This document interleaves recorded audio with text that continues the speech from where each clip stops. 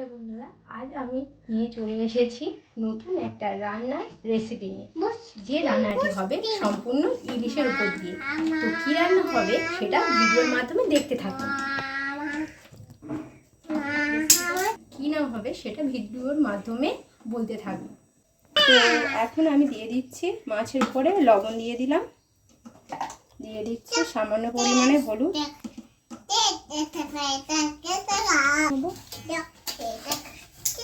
মাছে একটু রাখবো। নুন হলুদ মাখানো কমপ্লিট হয়ে গেছে মাছটা। এবারে আমি একটা বাটা বুটি কমপ্লিট করব, দেখতে থাকুন। কাঁচা লঙ্কাগুলো চেরা করে নিচ্ছি। তো এখানে দুটো কাঁচা লঙ্কা দেবো, তো দুটোই চেরা করে নিলাম। দিয়ে দিচ্ছি সাদা সর্ষে আর কালো সর্ষে পরিমাণ মতো। আপনারা যেমন ঝাল খান কিন্তু তেমনই লঙ্কা দেবেন।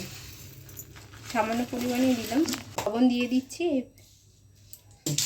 দিয়ে দিচ্ছি একটু সর্ষের তেল অল্প পরিমাণে, সামান্য পরিমাণে জল। মাছটার সঙ্গে একটু মাখিয়ে নেবো ভালোভাবে।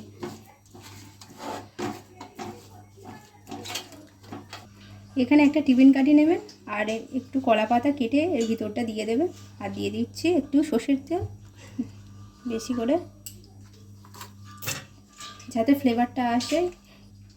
এই রান্নাটা খুব কম মশলাপাতিতে হয়ে যায় আর খুব সুস্বাদু, খুব অল্প সময়ের মধ্যেও হয়ে যায়। এই রান্নাটি খেতেও খুব ভালো হয়। এক থালা ভাত তো এর কাছে কিছুই নয়।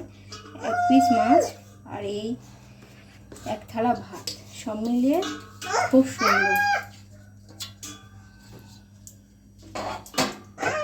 মাছের উপরে থেকে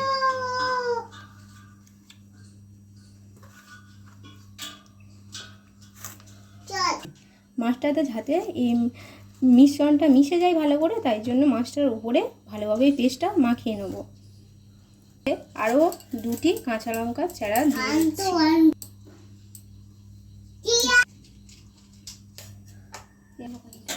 আর একটি কলা পাতা দিয়ে এর উপরে আর একবার ঢাকা দিয়ে দেবেন ভালোভাবে।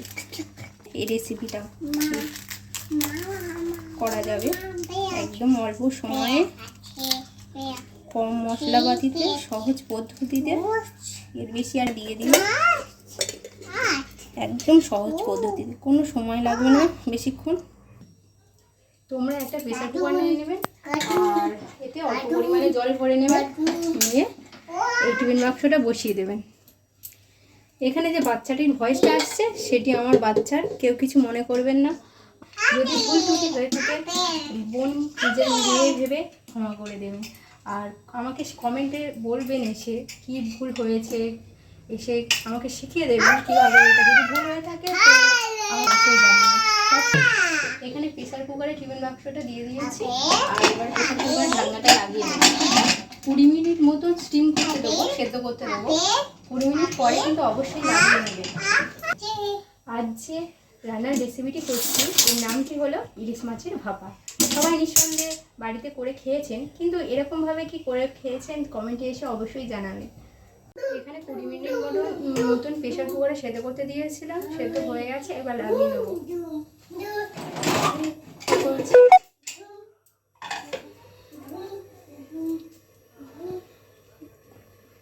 দেখো বন্ধুরা ভিতরটা কেমন হয়ে গেছে। তো রান্না কমপ্লিট হয়ে গেছে, চলো কেমন হলো দেখতে থাকি। ওয়াও, খুব সুন্দর তেল উঠেছে এরকম।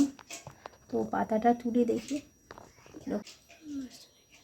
তো এখানে একটা চামচ নিয়ে দেখা, এই ইলিশ মাছটা একদম গরম, এ খুব সুন্দর দারুণ খেতে লাগবে।